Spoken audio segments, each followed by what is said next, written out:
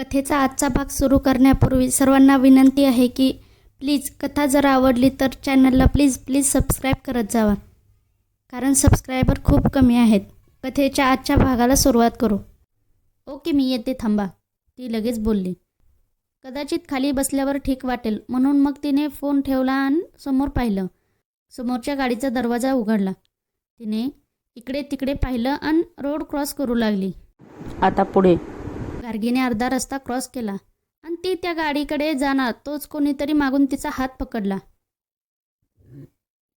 ओळखीच्या स्पर्शाने ती थोडं दचकली, पण आता तिला काहीच शुद्ध नव्हती. समोरच्या कारचा दरवाजा अचानक बंद झाला आणि ती भुरकन निघून गेली. गार्गीने गोंधळून मागे पाहिले तर राघव तिचा हात पकडून विचित्रपणे तिला बघत होता. त्याने तिला ओढत रस्त्याच्या कडेला आणलं. What happened? तू अशी अडखळत का चालते? राघवने विचारलं, पण सध्या तिला काही उत्तर द्यायचं ते सुचत नव्हतं. ती फक्त त्याच्याकडे बघत होती. त्याला ते थोडं विचित्र वाटलं. Get in. तो तिचा हात तसाच हातात घेऊन गाडीजवळ आला आणि त्याने तिला गाडीत बसवलं. मग स्वतः पण आतमध्ये बसला. गार्गी अजूनही थोड्या विचित्र अवस्थेत होती. त्याने ड्रायव्हरला गाडी स्टार्ट करण्याचा इशारा केला आणि तिचा हात सोडला. इकडे गार्गीला शरीरात प्रचंड गरमी जाणवू लागली होती. काय होतंय काहीच कळत नव्हतं, पण काहीतरी विचित्र भावना जोर धरत होती, जी चुकीची होती हे तिचं अंतर्मन जाणवत होतं. तिने डोळे घट्ट मिटले आणि हाताने पुढची सीट पण घट्ट पकडली. तिला असं अचानक पॅनिक झालेलं पाहून राघव चकित झाला. गार्गी, काय होतंय? त्याने काळजीने विचारलं. हॉट, खूप गरमी जाणवते, ती अडखळत कशीबशी बोलली. तिने दाताने खालचा ओठ घट्ट पकडला. राघवने पुढे पाहिलं. एसी तर सुरू होता, मग हिला गरमी कशी काय जाणवू शकते? गार्गी, तुला सफोकेशन होतंय का? राघवने काळजीने विचारलं. खूप हॉट, प्लीज डू समथिंग, ती बोलली. Do something what? राघवने गोंधळून विचारलं आणि त्याचवेळी तिने तिच्या टॉपची बटणं काढायला स्टार्ट केलं. ते बघून राघव पूर्ण शॉक झाला. ड्रायव्हर, हॉस्पिटल, तो मोठ्याने बोलला आणि त्याचवेळी त्याने तिचे दोन्ही हात पकडले. पण त्या अगोदरच तिच्या टॉपवरची 3 बटणं निघाली होती. त्याने ओढून तिला मांडीवर घेतलं आणि घट्ट पकडलं. सर, आसपास मोठं हॉस्पिटल नाही आहे, ड्रायव्हर पण घाबरून बोलला. त्याला कळत नव्हतं काय झालंय, पण नक्कीच काहीतरी सिरियस आहे असं वाटत होतं. इथं जवळच छोटीशी OPD आहे, लेफ्ट साईडला, गो फास्ट, राघव खिडकीतून बाहेर बघत बोलला. ड्रायव्हरने लगेच त्या दिशेला गाडी वळवली. राघवने पुन्हा गार्गीकडे पाहिलं. ती बराच प्रयत्न करत होती तिच्या भावना, सेन्सेशन रोखण्याचा, पण तिला त्यात यश येत नव्हतं असं वाटत होतं. त्याला कळलं होतं की तिच्यासोबत काय होते.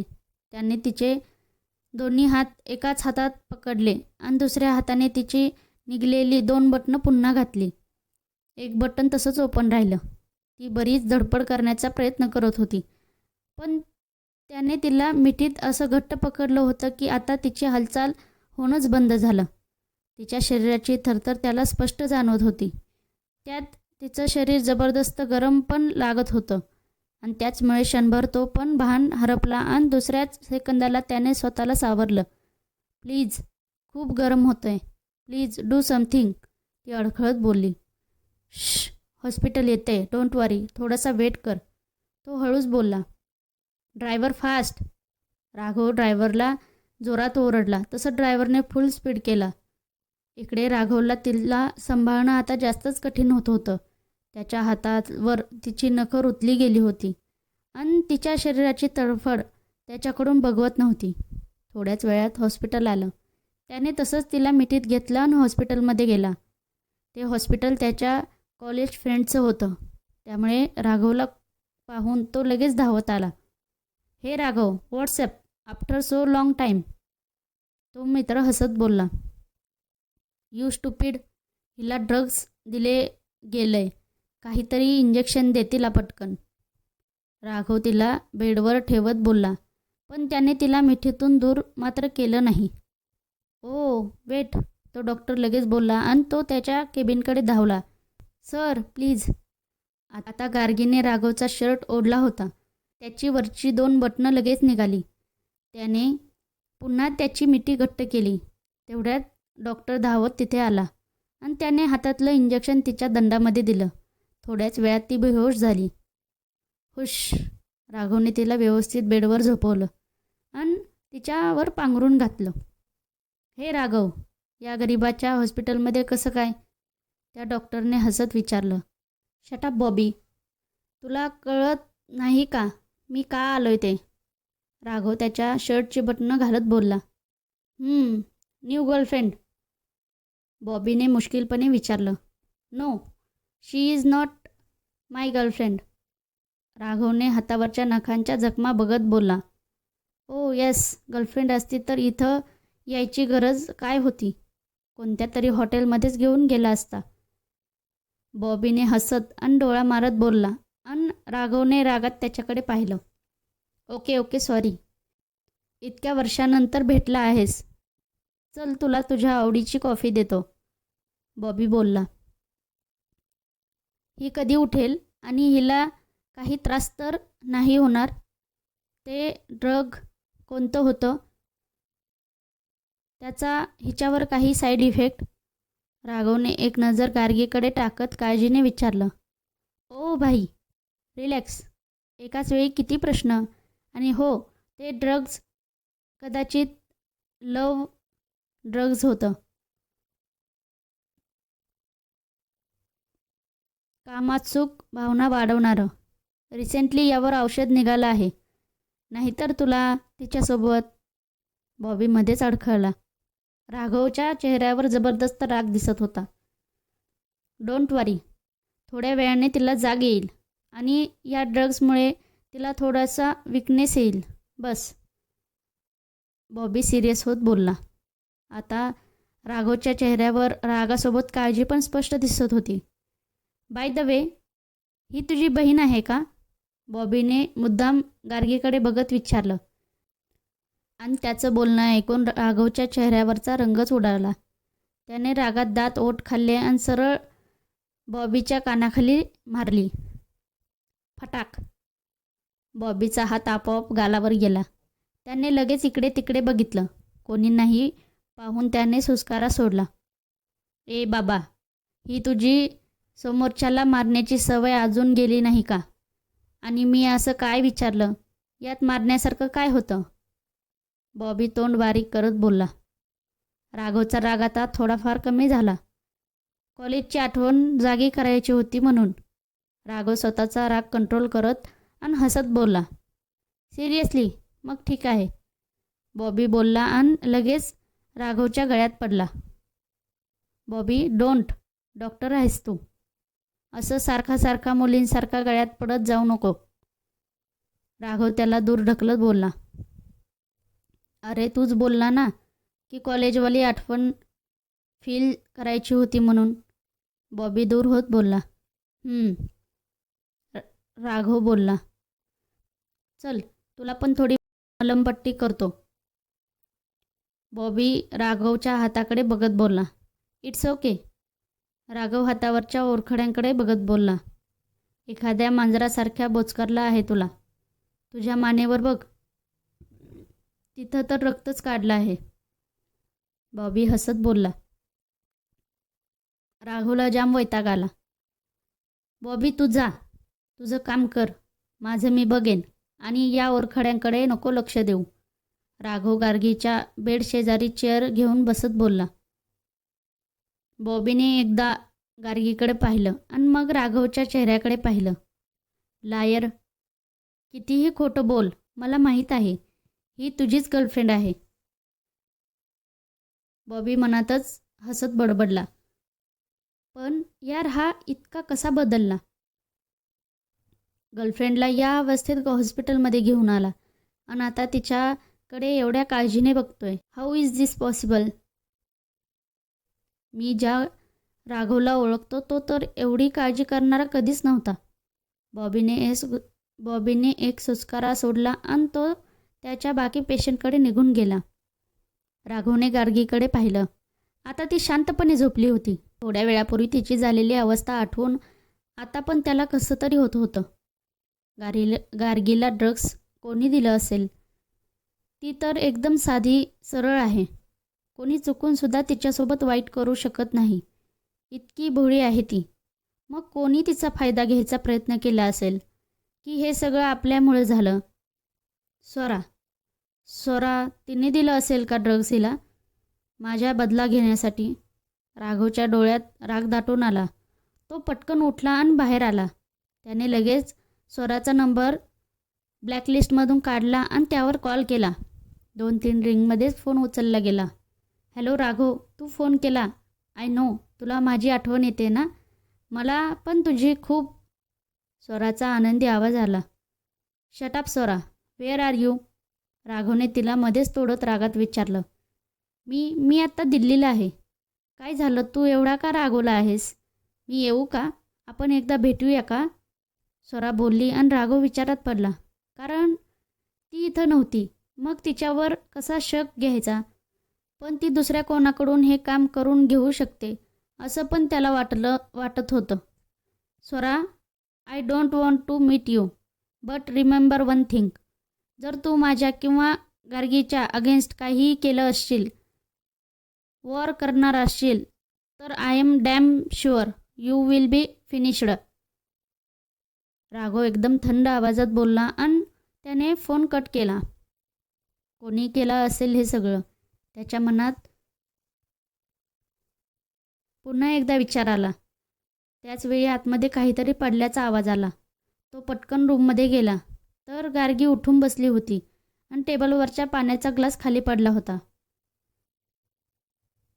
गार्गी, त्याने हाक मारली आणि तो तिच्याजवळ जाऊन बसला.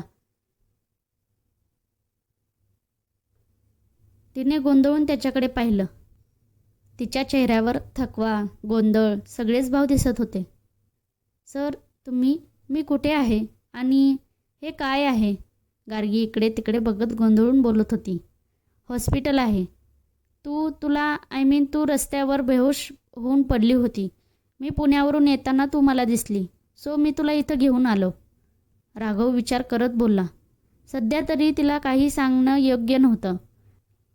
जर चुकून तिला झालेलं आठवलं तर आपोआप कळेल असा त्याने विचार केला.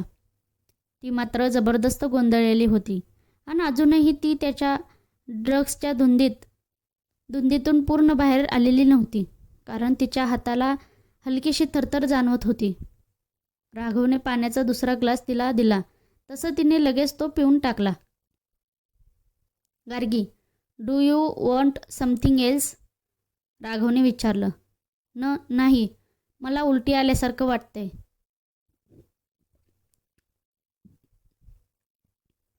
ती तोंड एकदम बारीक करत बोलली.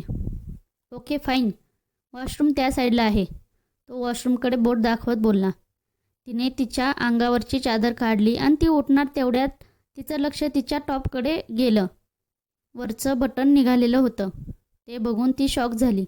तिने ओशाळून लगेच ते लावलं आणि राघवकडे पाहिलं. तो दुसरीकडे बघत होता. तिने सुटकेचा निश्वास सोडला आणि उठली. उठल्यावर तिला थोडंसं अशक्तपणा वाटला. त्यामुळे ती जाग्यावरच थांबली. तुला हेल्प हवी आहे का? राघवने तिची हालत बघून विचारलं. नको, ती बोलली.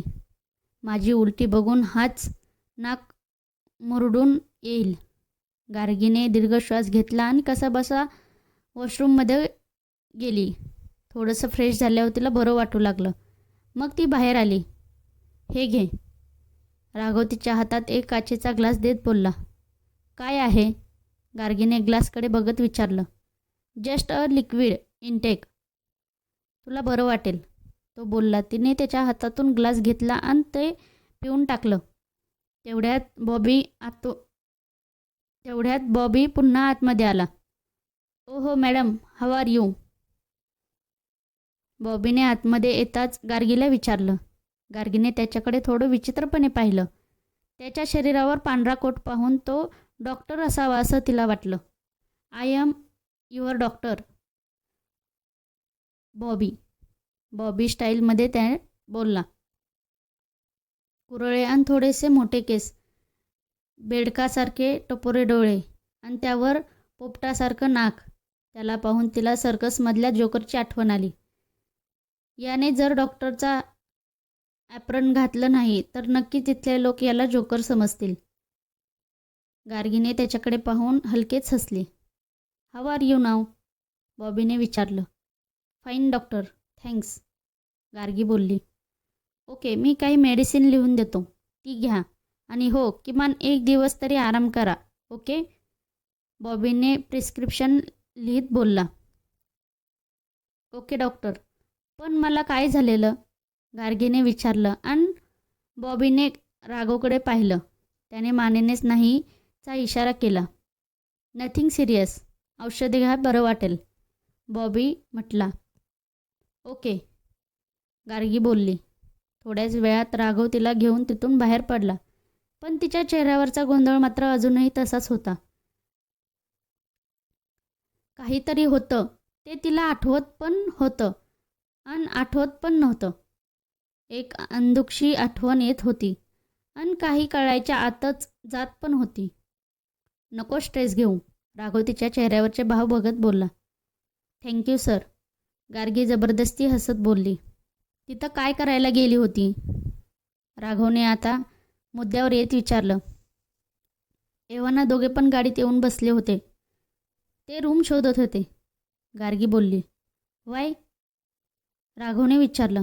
गरज आहे, गार्गी खिडकीतून बाहेर बघत बोलली. ओके, तो बोलला. नंतर गाडीमध्ये पूर्ण शांतता होती. राघवने तिला तिच्या एरियामध्ये सोडलं. ती तिच्या बिल्डिंगमध्ये जाईपर्यंत तो तिथंच होता. ती गेल्यावर मात्र त्याने ड्रायव्हरला गाडी घराकडे न्यायला सांगितली.